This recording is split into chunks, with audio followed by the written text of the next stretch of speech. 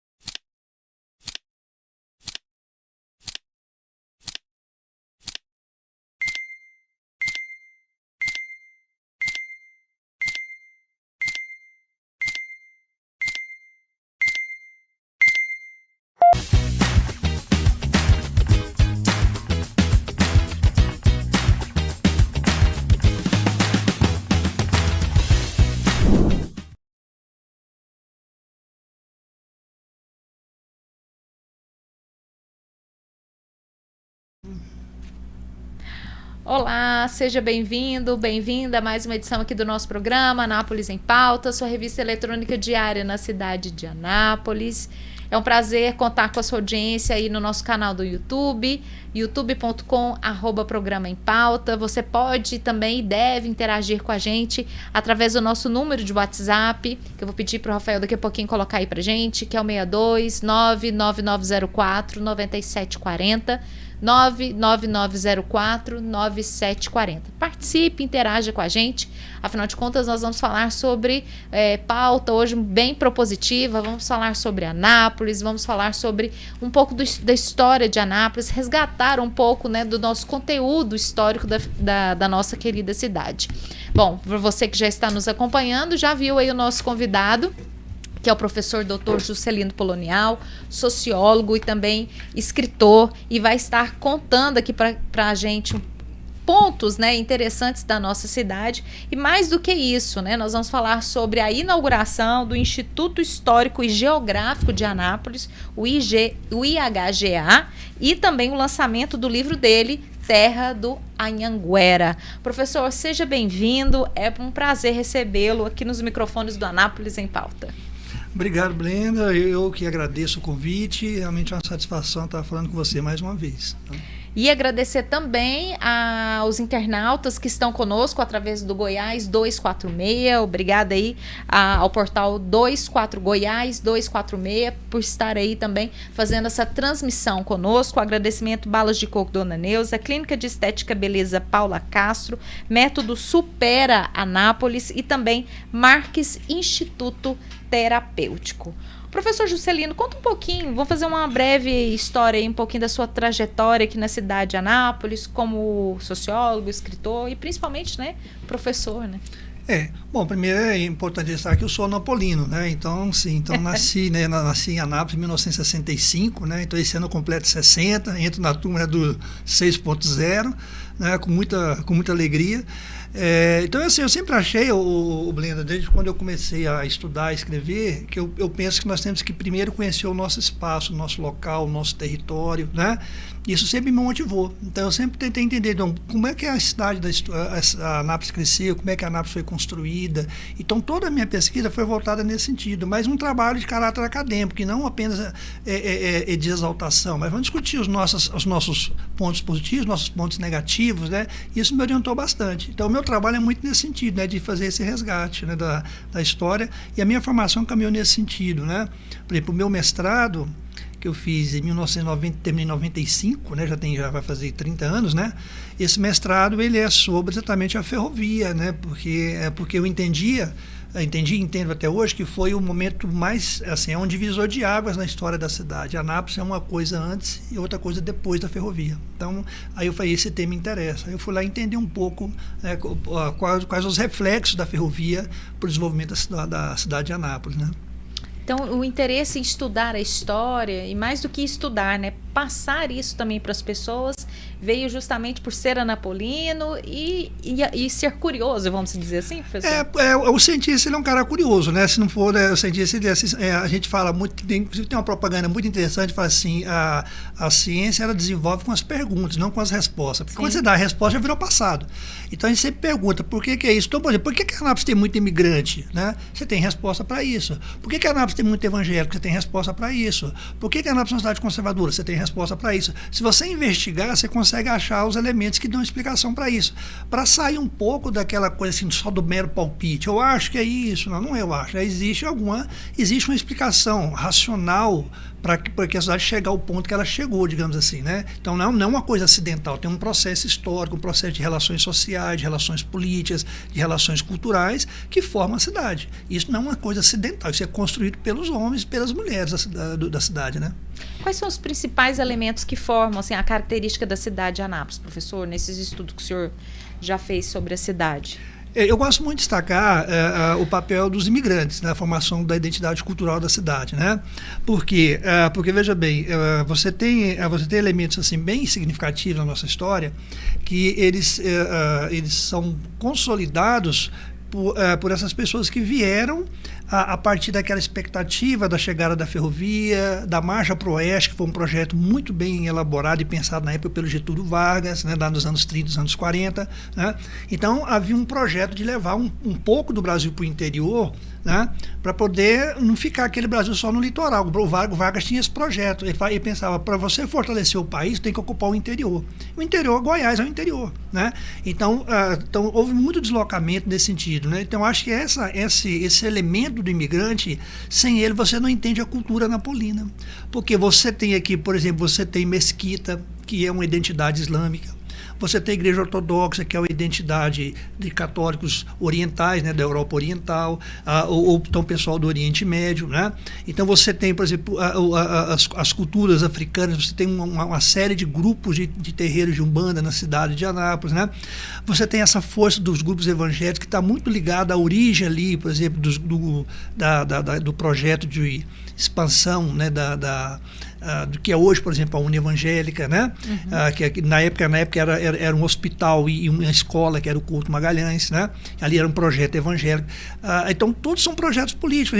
A gente tem que imaginar o seguinte, Olinda, não tem nada assim que é só religião ou só economia, está tudo interligado. Então, assim, a política, ela interessa a religião, interessa a economia, e a gente vê isso muito claro hoje, quer dizer, essa mistura de política, religião, poder e economia, né? Porque as coisas não estão separadas.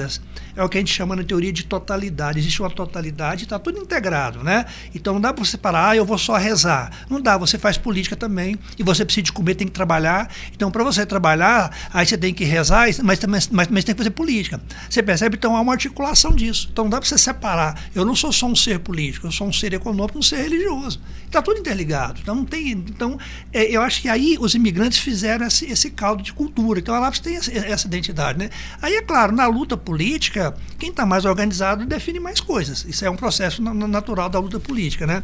Eu acho que você tem na cidade, eu diria assim, um caldo conservador mais forte, né?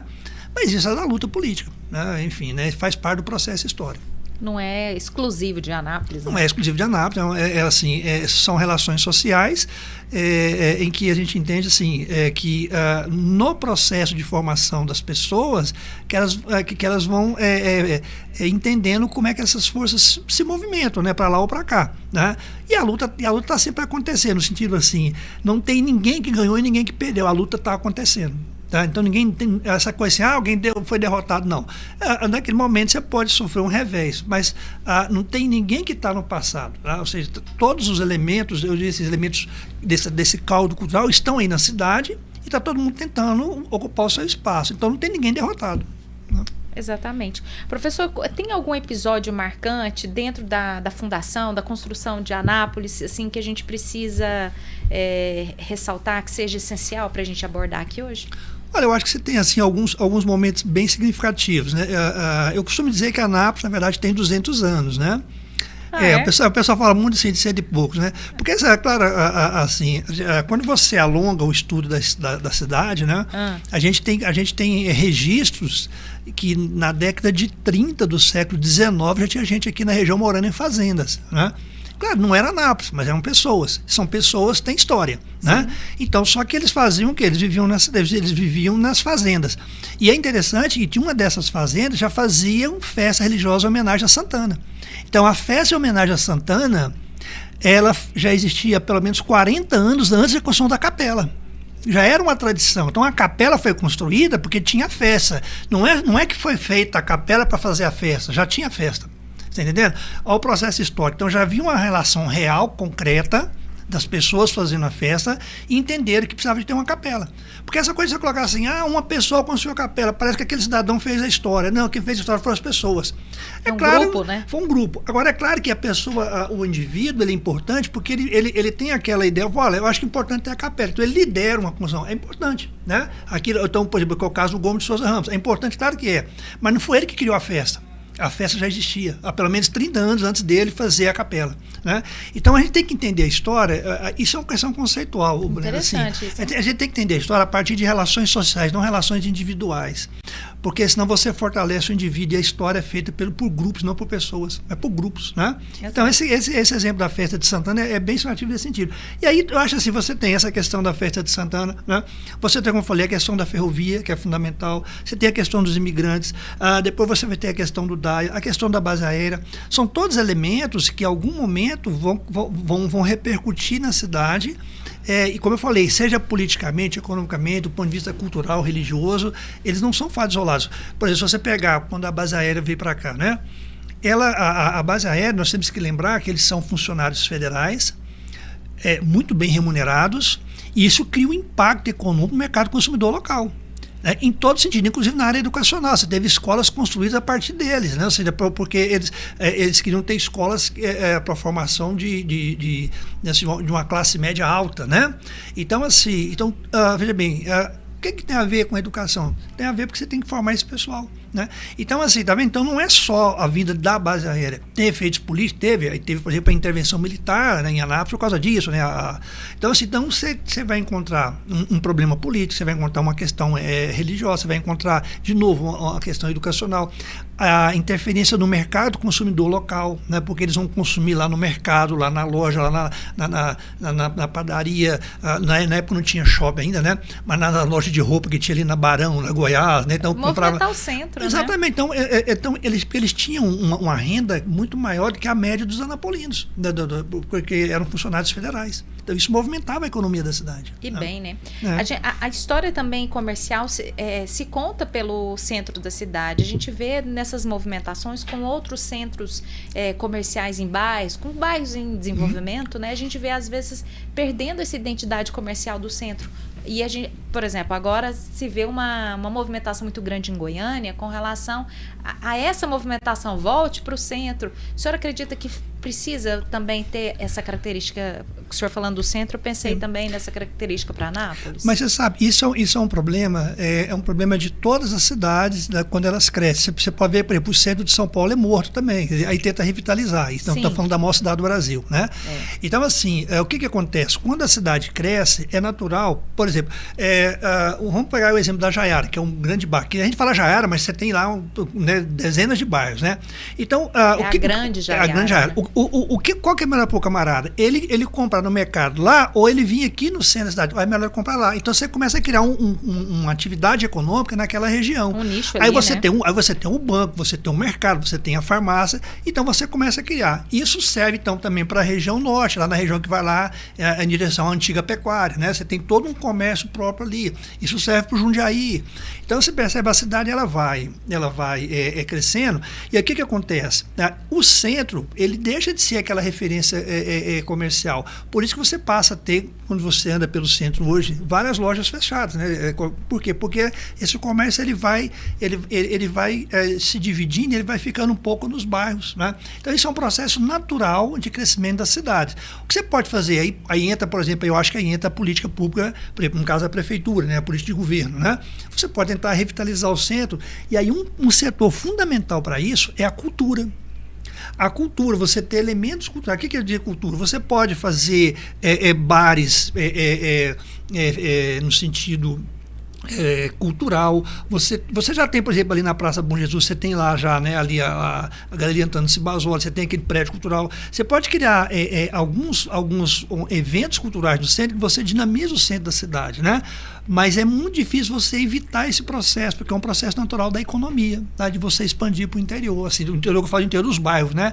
Isso é um processo natural de toda a grande cidade, aconteceu em todas elas. Vai, né, perdendo essa característica. Eu acho que você pode revitalizar, se tiver uma política boa de revitalização. É possível fazer? É possível. Como aconteceu agora, por exemplo, com aquela revitalização lá da estação ferroviária, ali na Praça Americana, né? Você melhorou o ambiente naquela região, né? Nossa, demais, né?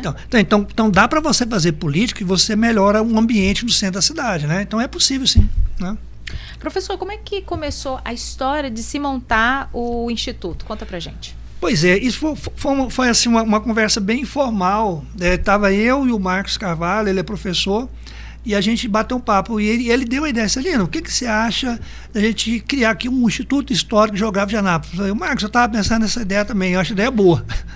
Eu sempre tive essa ideia. Para você ter uma ideia, Belinda, em 2000, eu criei em Anápolis o CPDOC, Centro de Estudo, Pesquisa e Documentação. Eu banquei ele sozinho durante 8 meses. Só que depois você não consegue mais, né? Então, assim, eu sempre tive esse projeto, é uma coisa antiga. Eu já fui coordenador do Centro de Documentação da UEG, quando eu fui professor na UEG, na época eu era professor lá, né? Porque é fundamental você preservar a memória, que seja de Anápolis ou de qualquer local, né? Porque se você perde a memória, você perde a identidade. Então, a partir dessa conversa que eu tive com o Marcos, aí a gente mobilizou e convidou algumas pessoas, né? E formamos uma diretoria, que hoje tem 15 membros, né? Nossa. 15 membros, fizemos uma reunião lá na UEG, né? Esse grupo tem elegeu. Estatuto. Temos o estatuto aprovado. O nosso vice-presidente é o Luiz Carlos Mendes, que foi procurador do município, um advogado conceituadíssimo, né? Sim. A Edna Eloy, né, professora conceituada da cidade, é a nossa secretária. O Zé Fábio é o segundo secretário. O Marcos Carvalho é o nosso diretor de finanças. Nós temos a professora Júlia Bueno, que é doutora em História da UEG, né, que é diretora de projetos, junto com o Daniel, que é historiador. A nossa diretora de comunicação, a Cleides e a Janes é pós-doutora em Geografia, né? A Janes da Luz, doutora em Geografia, né? Foi meu professor. E nós temos o Conselho Fiscal, formado pelo Pedro Salvador, que é advogado, João Paulo, que é historiador, a Leide Laura, né, que é geógrafa. Nós temos nosso suplente, a Maria Aparecida de Moraes, que é socióloga, a Joelma, que é psicóloga, a Giovana, que é pedagoga. Então é um grupo assim, bem qualificado, né? E o objetivo basicamente é esse, né? A gente coloca, inclusive, aqui no estatuto, olha, o objetivo do IHGB é promover e incentivar o estudo, a pesquisa e a divulgação da história, da geografia e das ciências correlatas relacionadas com a cidade de Anápolis e região. Então, é um instituto de pesquisa, né? A gente vai tentar fazer pesquisa e tentar preservar e resgatar a memória da cidade. É um pouco essa ideia. E como é que vai se montar isso? Tem um local específico? Como é que foi se organizar para que isso tudo nascesse? Assim? Tem um local específico, nós temos uma casa ali na Rua Leopoldo de Bulhões, 1199. Então nós já temos um espaço físico, né? Então, quem passar ali pelo Rua Leopoldo de Bulhões, então, inclusive fizemos um banner bem chamativo, está lá assim, Instituto Histórico Geográfico de Anápolis, né? Então nós vamos funcionar inicialmente nesse espaço, na Rua Leopoldo de Bulhões, 1199. Inclusive, amanhã à noite nós temos uma reunião da diretoria para a gente definir, né, porque dia 19 nós temos a inauguração, né, então nós estamos planejando, né, que não é fácil inaugurar alguma coisa, né? Então a gente está nesse processo de planejamento, né? Já temos registro de cartório, que aí o Luiz Carlos Mendes, como é advogado, essa é a parte dele, então ele né? Então ele já registrou, já estamos registrados, tudo bonitinho no cartório, né? Ele até já apresentou para a gente o registro, né? Então, assim, está sendo um processo de construção, porque é bom lembrar que nós fomos criados no dia 30 de junho de 2025, então não temos 2 meses. Então, em 2 meses que a gente está nesse processo, né? Quer dizer, então a gente está assim, construindo ainda o Instituto, né? Eu já estive, inclusive, em Goiânia, lá no IHGG, né? Quando nós conseguimos marcar uma reunião lá, através da Elaine, que é lá da ULA, e o Jales Mendonça recebeu a gente lá, apresentou lá, só que lá é outra estrutura, eles têm 100 anos, né? Então tem uma estrutura muito bem montada, né? Então, mas a nossa ideia é mais ou menos aquela, é preservar. Para você ter uma ideia, ele me mostrou lá, o Diário da Manhã, que é um jornal conceituadíssimo, né, aqui no estado de Goiás, doou todos os números para o Instituto Histórico lá de Goiânia, né, de Goiás, né, e eles agora estão digitalizando. Eu cheguei lá, estava lá o pessoal digitalizando os jornais, todos os números do jornal Diário da Manhã. Tá? Então, assim, esse é o trabalho do Instituto, é você pegar esse material, né? Interessante, porque eu estava lá na porta do Instituto, a gente está nesse processo, eu vou lá, aí passou uma pessoa lá e essa pessoa me conhecia, né? Falou, o que você está fazendo aí? Nós estamos fazendo isso aqui. Rapaz, lá em casa eu tenho umas fotos, traz que interessa. Entendeu? Então, assim, esse é o trabalho. De repente tem muita gente que pode ter documento, material, assim, que conta um pouco a história da cidade e se interessa para o Instituto. Vai ser bem-vindo, né? Vai ser bem-vindo. Então, tudo que for contar a história de Anápolis vai ter no Instituto, professor? Olha, essa é a pretensão. Não sei, quando a gente usa a palavra tudo é muita coisa, né? Mas assim, a pretensão é a gente chegar para mim em alguma coisa disso, tá? Mas assim, né? A gente tentar. Ser um museu, mas... Não é um museu, é um centro de pesquisa e de memória, né? Porque o museu ele tem um outro objetivo. Lá é para ser um centro de pesquisa e preservação de documentação, né? Porque, inclusive, é importante lembrar, eu tenho aqui uma lei, né? A lei de 2001, portanto tem mais de 20 anos, ela criou o Arquivo Histórico Municipal, mas não existe. Então nós temos uma lei que cria o arquivo histórico, mas esse arquivo histórico ele não existe na prática. Então, quer dizer, então há uma falha aí no caso, né, do poder público nesse sentido, né? Então, é uma lei de 2001, então já estamos falando de 24 anos. E isso nunca foi efetivado. Né? Então, alguém pensou, mas não concluiu. De quem que é o autor? Essa lei é na época que o Hernando ainda era prefeito, né?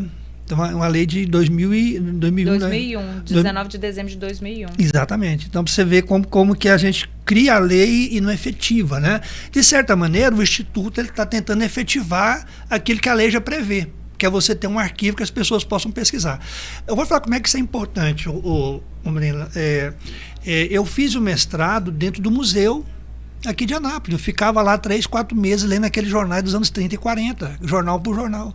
Então, assim, sem isso, você não consegue fazer pesquisa. Então, você tem que ter. Tá? Então, o museu é extremamente importante, né? Para isso. Então, nós temos material lá no Instituto, lá que já está lá, que ele foi usado para a pessoa fazer uma tese de doutorado. Está lá no Instituto. Já está lá. Lá no Instituto nós já temos lá trabalho de mestrado, doutorado sobre Anápolis. Está lá guardado. Tem um livro lá, e esse é inédito, viu? Tem um livro lá escrito em inglês, em 1953, de um pesquisador da Universidade de Chicago, que veio exatamente estudar por que a região centro-oeste estava se desenvolvendo. E ele pegou Anápolis como referência. É um estudo sobre Anápolis que nunca foi traduzido para o português. Eu tenho esse livro, está em inglês.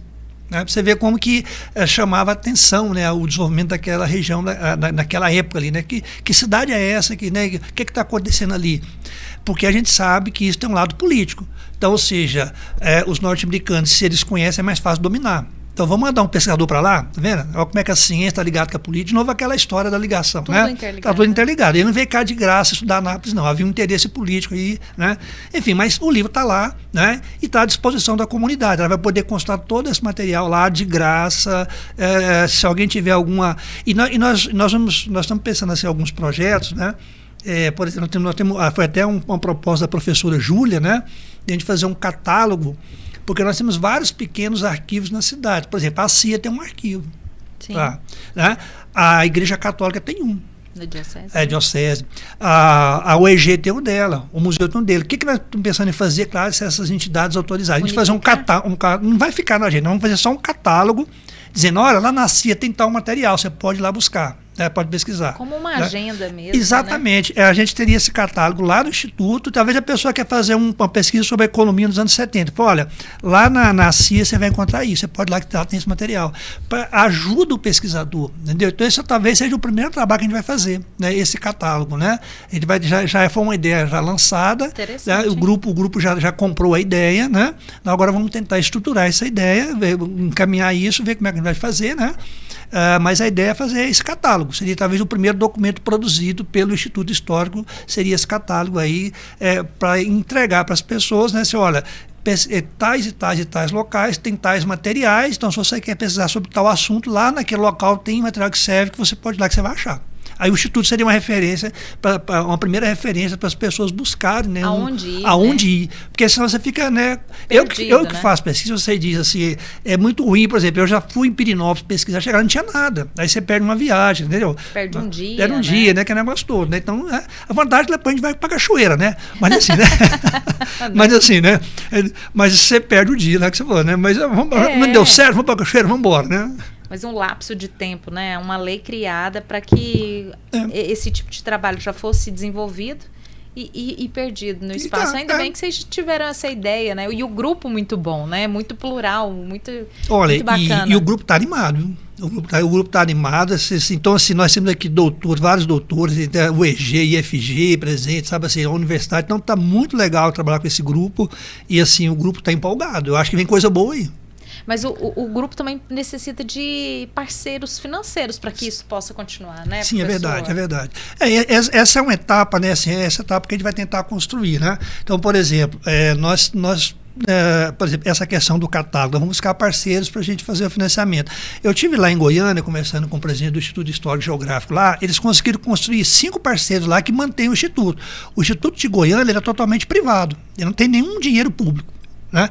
Como é que eles conseguiram lá? Eles conseguiram parcerias. Por exemplo, o Cicobi tem um banco lá dentro. Aí o Cicobi investiu 3 milhões de reais, isso o presidente me falou, no Instituto como um todo. Então, certamente, ele revitalizou o Instituto, né? Eles têm uma parceria lá com outros grupos, né? Enfim, a ideia nossa, a ideia do grupo é essa, é você tentar parcerias que viabilizem financeiramente o Instituto, né? Porque quando a gente começar a fazer pesquisa, vai precisar disso mesmo, né? Exatamente, porque tudo precisa de uma movimentação, né? Você quer ver? Deixa eu dar um exemplo muito simples. Eu fiquei assim, eu fiquei assim, bem impressionado lá em Goiânia, né? A menina lá, tinha uma funcionária lá, ela estava escaneando os jornais, né? Um scanner custa R$3.000, então você precisa de comprar, né? Então, esse tipo de trabalho, ele demanda verba, né? Então, quem é que vai pagar isso? Quem é que está disposto a financiar? Então, isso é uma discussão que a gente vai fazer no grupo, né? E vamos tentar buscar parceiros para esses projetos, né? Não, e principalmente, assim, alguém para poder estar em atendimento, né?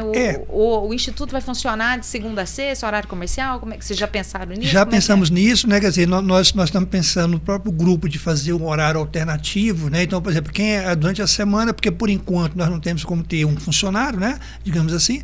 Então, a gente está pensando, como nós somos 15 da diretoria, né? Talvez cada um pega um período e fica lá. Mas é uma discussão que a gente está fazendo. A gente deve definir isso amanhã na reunião, né? Que ele vai fazer, vamos tentar discutir isso, né? Mas, enfim, nós vamos ter, ele vai estar aberto, né? Assim, ao público, nós vamos definir ainda qual o momento correto para isso, né? Mas se as pessoas quiserem ligar, nós já temos até telefone, viu? Posso passar o telefone do Instituto para quem quiser? Até eu vou anotar. Anota aí. Depois se você quiser ligar lá. É o Zap? Não é o Zap, não. É fixo. Telefone fixo. Telefone fixo. É coisa bem assim, bem de arquivo bem mesmo. Bem raiz, assim, ó. O telefone é 3706 4270. Né? Porque nós colocamos internet lá, então tem internet. Então, assim, aí você deu combo. Aí nós preferimos o telefone fixo, né? Então me dá um fixo aí, porque colocar lá TV não adianta, né?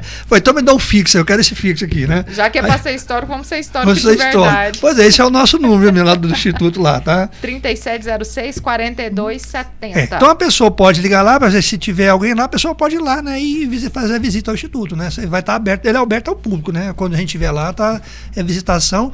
E sempre lembrando, uma visitação gratuita, as pessoas vão poder usar lá, né, porque não tem como a gente emprestar, lá sem pagar nada por enquanto. Olha que bacana. Agradecendo a você que está nos acompanhando aí no YouTube, youtube.com/programa em pauta. Agradecendo também às pessoas que estão nos acompanhando no site Goiás 246. Participe, interaja aqui com a gente através do nosso WhatsApp, que está aparecendo aí na telinha, 99904-9740, 99904-9740. Hoje nós estamos recebendo o professor e doutor Juscelino Polonial e nós estamos falando aqui sobre a inauguração do Instituto Histórico e Geográfico de Anápolis, que será realizada na próxima semana, né, professor? Dia 19, sexta-feira. Dia 19, 19 horas. 19 horas, né? Tá tudo dia 19. Exatamente. E contando um pouquinho da história de Anápolis, é pra gente poder, afinal de contas, o programa é sobre Anápolis, então não tem uma pauta melhor do que a gente, de fato, falar sobre a cidade a qual a gente mora. A gente precisa conhecer um pouco da história. Falando conhecer um pouco da história, como é que é o lançamento desse livro também, professor? Conta pra gente, Terra do Anhanguera, o que se conta, né? Mais um livro do senhor, né, que vai ser lançado. Pois é, a gente pensou o seguinte, né? A gente pensou no lançamento na inauguração do Instituto Histórico, né, a gente tem alguma coisa assim de impacto, né, e tudo, né? Eu tenho esse trabalho já há algum tempo, né? E falei, eu só precisava de atualizar, né? Então, quando veio a ideia do Instituto, eu passei nesses 2 meses atualizando e tudo e mandamos para a gráfica. É um livro sobre história de Goiás. A gente tem esse livro ele já vai para a 5ª edição.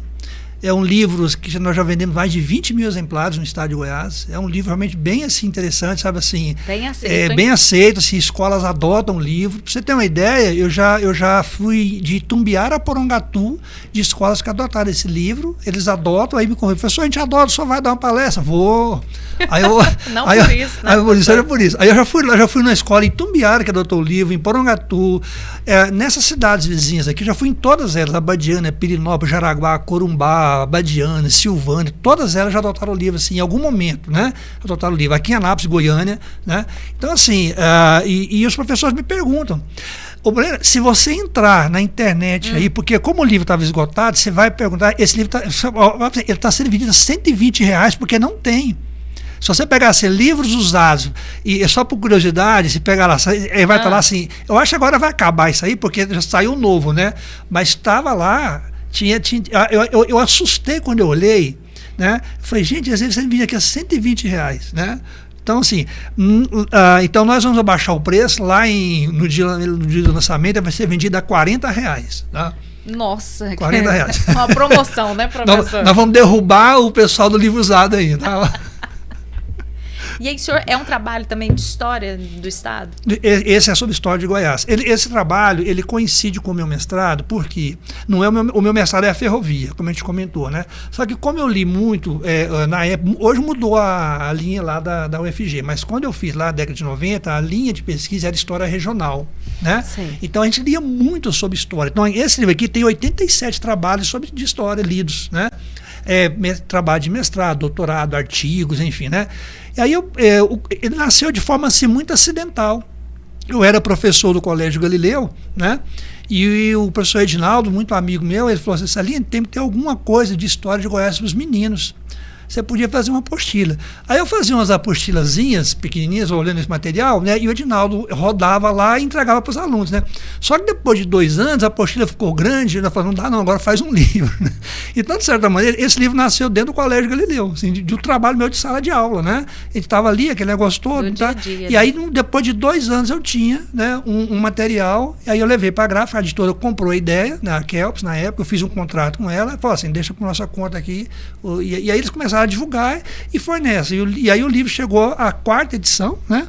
E agora, só que ele ficou parado 10 anos, que eu não queria mais, aí eu não queria mais atualizar, eu estava com outros projetos, falou, não dá para publicar mais, a Kelps queria publicar, falou, eu não vou publicar porque ele está desatualizado, eu acho que não é legal, né?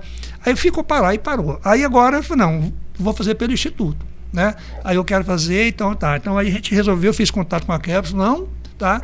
E aí vamos fazer. Aí eu fui lá em Goiânia, as gráficas, as livrarias, né? Estão querendo vender de forma exclusiva. Você vê que ele é bem vendido, sabe? Assim, eu fiquei espantado. Vou contar um caso muito engraçado. Eu cheguei lá em Goiânia um dia, assim, assim, ver assim, você tem o livro Terra da Anhanguera?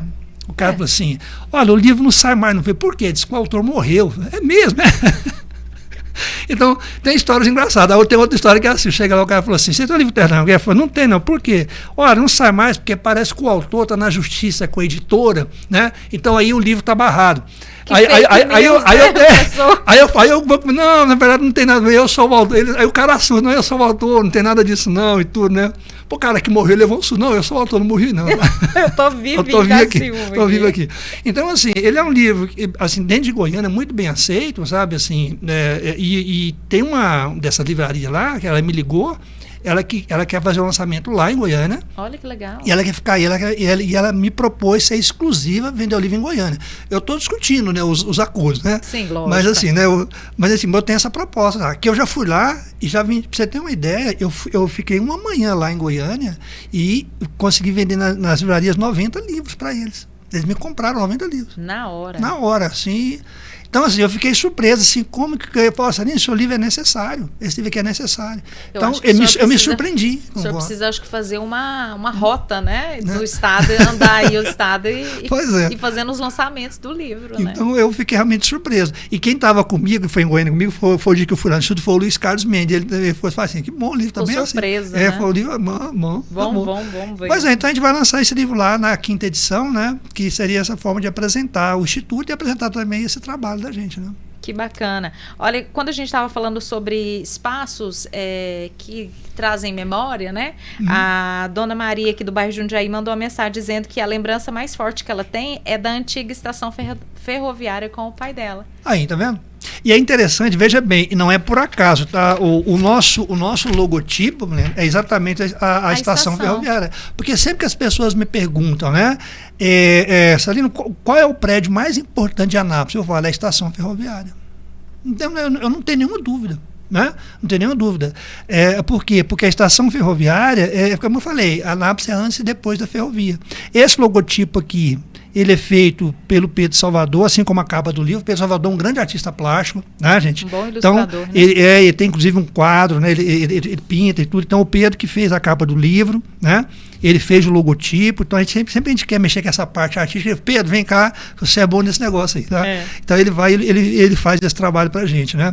Então, é isso. Eu acho que o Instituto, ele tá com essa, assim, ele tá num momento bom, com as pessoas empolgadas. Agora, ver se a gente consegue se consolidar, porque, né, uma coisa, às vezes a ideia é boa, mas precisa de elementos para consolidar esse processo, né? Olha, a gente recebeu aqui a Ana Cláudia, do bairro Maracanã, dizendo que a importância para ela do destaque é o mercado municipal. Interessante, hein, professor Também, é outro, aliás, é um dos prédios tombados do patrimônio histórico, né? A Anápolis tem alguns prédios tombados, um deles é exatamente o mercado municipal, né? Que é o Carlos de Pina, né? O nome oficial dele, né? Então, assim, por quê? Porque ele também é um desses prédios, quando a Anápolis teve aquele momento ali da ferrovia, são os prédios ali feitos em arte déco, né? Que eles chamam, né? Então, você tem aquele prédio, você tem um prédio ali da Praça Bom Jesus, né? Então você tem alguns prédios da Escola de Artes Oswaldo Verano, né? Exato. São todos prédios tombados pelo patrimônio histórico, né? O Morro da Capoava é. Também Tombado. Eu não sei por que não, mas é. Certo, por uma questão... É porque é um morro, né? A região mais bonita da cidade. Pode ser que seja mais alta, né? Enfim, né? Mas tudo bem. E realmente, para quem gosta de um pôr do sol ali, é um local maravilhoso, né? É verdade. Eu costumo dizer que a região mais bonita é por causa do pôr do sol. Eu gosto de pôr do sol. Sou puxa-saco da região por causa disso. Ah, tá bom. Professor, tem algo a mais que a gente possa acrescentar dentro dessa semana de lançamento, de inauguração, de história para a nossa cidade? Olha, eu queria assim, dizer assim, convidar as pessoas que têm interesse nesse tipo de trabalho, né, assim, de pesquisa, né, e de resgate da memória da cidade, né, que venha fazer parte do Instituto. O Instituto, ele é aberto, né? Ele é aberto, é uma instituição aberta a afiliados, né? Nós estipulamos em reunião da diretoria que nós temos uma taxa mensal de R$20, portanto é um dinheiro pouco, né? É irrisório, É irrisório, né? Então, quem quiser ser sócio, inclusive você, Breno, está convidado a ser sócio do Instituto, tá? Então, assim, nós vamos ter ficha de filiação, tá lá no dia. Então, as pessoas que tiverem interesse em fazer parte desse projeto estão convidados. Não fizemos o grupo, porque tinha que ter uma parte burocrática, jurídica, cartorial, né? Então, elegemos uma diretoria, eu sou o presidente do Instituto, mas a partir de agora a gente quer trazer as pessoas para dentro do Instituto que tem esse interesse, né? E aí está aberta toda a comunidade que tiver interesse em fazer esse tipo de trabalho. Então, é um grupo aberto, né?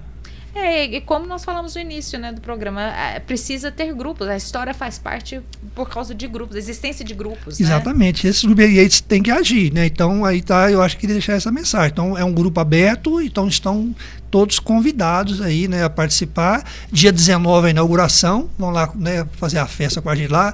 Essa é uma sexta-feira? É sexta-feira, na outra sexta-feira, né? Certo? 19 horas a gente vai estar inaugurando lá. Então tá marcado, dia 19 às 19 horas, lançamento do Instituto Histórico e Geográfico de Anápolis, o IHGA. Isso, na rua Leopoldo de Bulhões, no 1199. E o lançamento do livro, um relançamento, na verdade, né, professor? Quinta edição do livro Terra Anhanguera, História de Goiás. A gente vai estar lançando esse livro lá. Então vamos prestigiar a nossa cultura. A gente precisa muito trabalhar isso, né? As pessoas não se divulgam história, a cultura da nossa cidade, né? Fica muito perdido no tempo e no espaço. Uma cidade que se fala muito de questões industriais. É polo farmacêutico, é polo de faculdades, mas além disso mas nós temos um povo que construiu tudo isso. Vamos conhecer esse povo, vamos conhecer essa história, memória, né? Precisa, né, professor? Tem muita memória, muita Eu não coisa sou boa. napolina, mas sou interessada em conhecer a história de uma cidade onde moro, né? Tem muita coisa boa. Nós temos muitos personagens aqui nessa história que tem, assim, da história muito interessante, sabe, assim, que a gente sabe que tem, mas que para fazer isso tem que ter pesquisa e aí tem um certo curso para isso, né? Então, mas tem muita coisa boa aí para fazer. Vem coisa boa pela frente aí. Com certeza. Professor, eu queria agradecer a sua vinda aqui. Eu te agradeço demais, justamente a parceria, né, que a gente tem, graças a Deus, há muito tempo. E estamos sempre à disposição, porque o que a gente puder contribuir para a gente levar informação e conhecimento para as pessoas, estamos juntos. Eu estou sempre que você me chamar, eu estou aqui de presente. Eu agradeço mais uma vez o convite. Obrigada, professor. Agradecendo a você que nos acompanhou aqui no nosso canal do YouTube, youtube.com/programa em pauta. Agradecer a todos que nos acompanharam também no site Goiás 246, Balas de Coco Dona Neuza, Clínica de Estética e Beleza Paula Castro, Método Super Anápolis e Marx Instituto Terapêutico. Lembrando que o programa continua também nas nossas redes sociais. Vai lá, @Anápolis em pauta, e ao longo da semana a gente vai trazer os principais destaques aqui desse bate-papo que a gente teve com o professor Dr. Juscelino Polonial, tá bom? E claro, a gente te aguarda dia 19 de setembro, às 19 horas, lá para a inauguração do Instituto Histórico e Geográfico de Anápolis e o relançamento do livro do professor Juscelino, que é o Terra do Anhanguera. Um grande abraço, um excelente fim de semana para você e até a próxima edição. Até lá!